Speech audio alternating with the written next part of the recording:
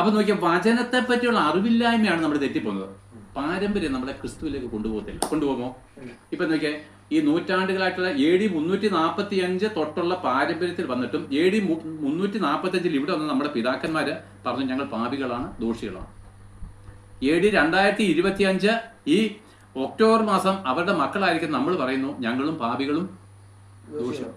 അപ്പൊ AD 345 2025 നമ്മുടെ വ്യത്യാസം എന്താണ്? ഏതാണ്ട് 1700 വർഷമായിട്ടും പാപികളും ദോഷികളും പദവിക്ക് മാറ്റം വന്നാൽ പാരമ്പര്യത്തിന് കഴിഞ്ഞോ?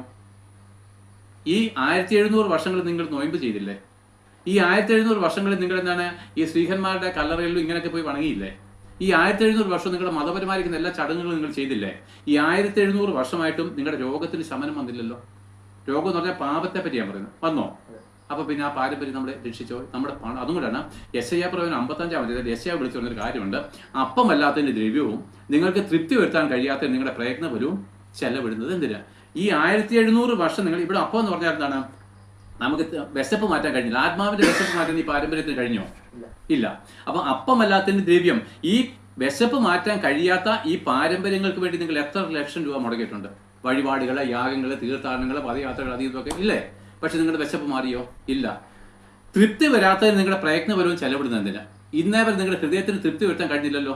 ഈ ഒത്തിരി പ്രയത്നം ചെയ്തില്ല. എന്തുമാത്രം നമ്മൾ ഓട്ടം ഓടി എവിടെയൊക്കെ പോയി, പക്ഷെ നമ്മുടെ ഹൃദയത്തിന് എന്ത് ചെയ്യില്ല? തൃപ്തി വന്നതും ഇല്ല.